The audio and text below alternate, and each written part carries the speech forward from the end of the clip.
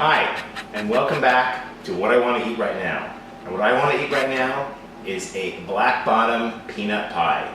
And I saw this amazing recipe. It was on Food and Wine, and it's also from Marcus Samuelson's book, Marcus Cooks at Home. And I made it for Thanksgiving, actually. And it was really good, but I saw some ways that I could improve it.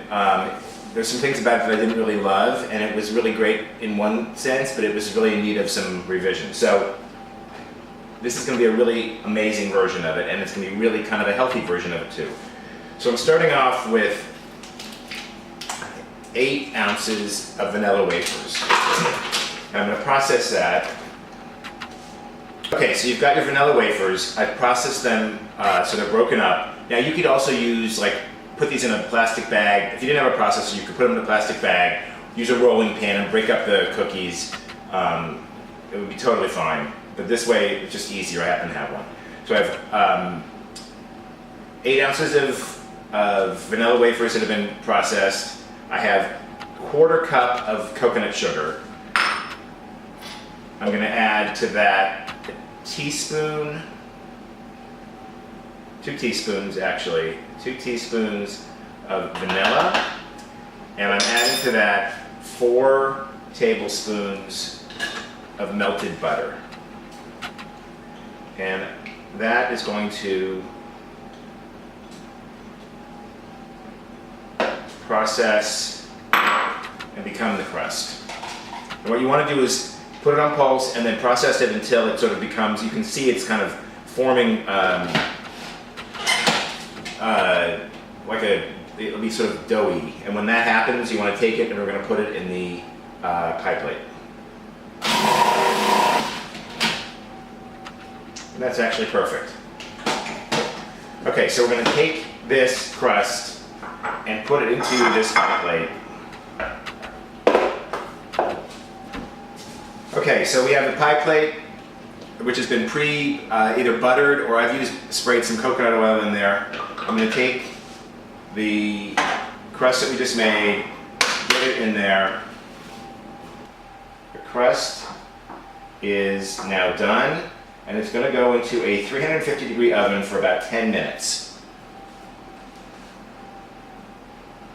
While the pie crust is in the oven baking, I'm going to make the chocolate layer. Now what I've done here is I've got about 8 ounces of dark chocolate. Now the original recipe called for bittersweet chocolate, which I found way too bitter. If you like, you can use bittersweet chocolate, but I really like this dark chocolate. And so I have 3/4 of a cup of cream, which I'm going to pour over the chocolate. And the cream I've melted. The cream I've warmed up. The original recipe called for all this to happen on the stove in a pot, and frankly, I'm always for cutting around, doing getting anything extra dirty that I don't have to clean. So I'm going to take this warm cream and I'm going to put it over the chocolate, and then in a minute I'm going to pop it in the microwave for a few seconds so it melts a little bit more and help it along.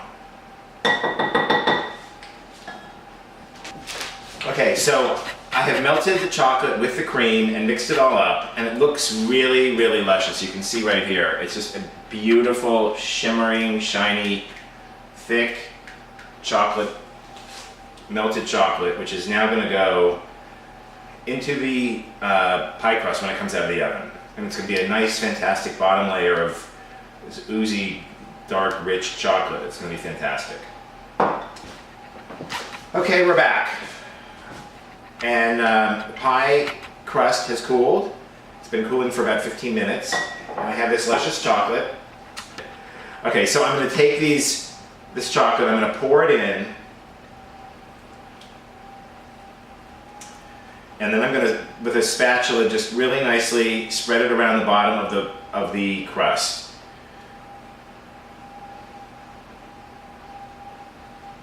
Okay, so that is going to go all along the bottom.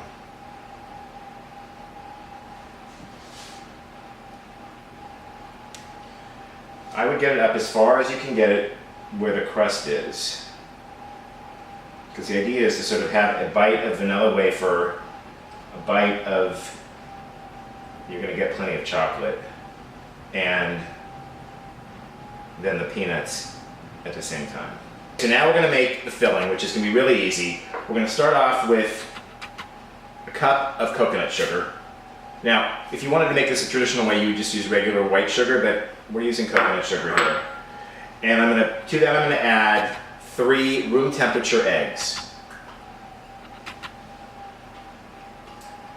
And now I'm going to cream it, because this is taking place of the whisk.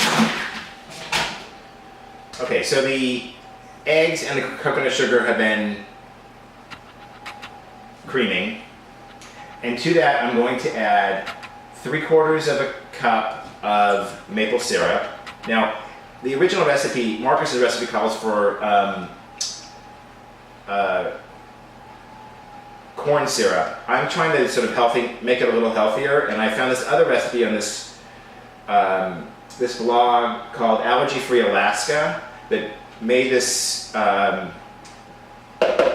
pie with no corn syrup. So I'm going to try and combine these 2 recipes. I'm going to make it sort of a healthier version and using Marcus's idea. So now the maple syrup is going in, just mixing that up a little bit. To that, kind of got all over the place here. This is sort of maybe an argument why you wouldn't want to do it in here, but as I said, I'm always in favor of less cleanup. I'm adding 3 tablespoons of melted butter. And I'm adding, and you could also use vegan butter, or you could probably use coconut oil also if you liked. And then I'm adding 2 teaspoons of vanilla. There's 1, and there's 2. And also going to add somewhere between 1/4 teaspoon and 1/2 teaspoon of salt. Now, Marcus's recipe called for a teaspoon of salt, and I thought the pie was way too salty, and the peanuts that you use are not salted peanuts, but I really it was just way too salty. So I'm using about somewhere between 1/4 and 1/2 teaspoon of salt, which is going to be plenty, I think.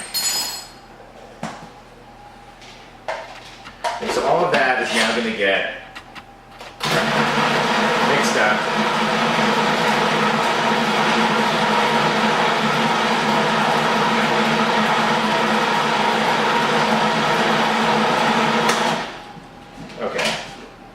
We're doing now is we're waiting about 10 minutes for the chocolate to sort of set and for it all to kind of cool. And then we're going to take this mixture, pour it on top, add the peanuts, and we're off to the races. Okay, so the pie crust and the chocolate have cooled for about 10 minutes. I'm now going to take I'm taking 2 cups of roasted unsalted peanuts. I'm adding them into the egg mixture. I'm going to mix them up a little bit. Again, you probably aren't going to be doing it in a food processor like this, but I'm really against dirtying up any extra dishes. So I'm mixing those in there, and now I'm going to very carefully pour it on top of this pie crust.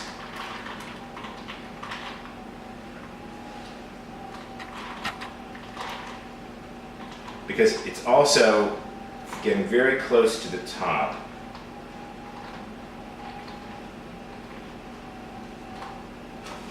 To capacity. Although, fortunately, it goes just below. So I could probably get the rest of this in.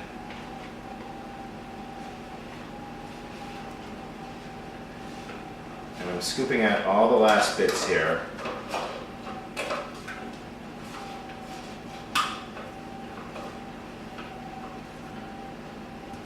Okay, and this is going to look fantastic when it comes out of the oven. You're going to see it's going to look amazing. Now, I'm putting it on a cookie sheet with some parchment paper because there is the possibility that it could spill over. But for the time being, I am doing it like this. Okay, so the pie is out of the oven. That was cooked for about a full hour. You can see it has a nice golden, maybe, I hope you can see this. I'm going to bring it a little bit closer. It has a nice golden look on the top, and there's not much of a, let's see, there we go.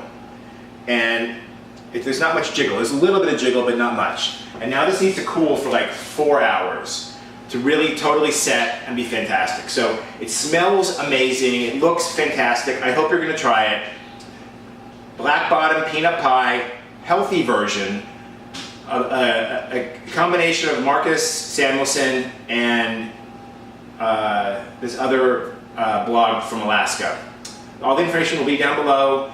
I hope you like this. Please join us again next time for What I Want to Eat Right Now. Have a fantastic day and enjoy this pie. It looks amazing and smells fantastic.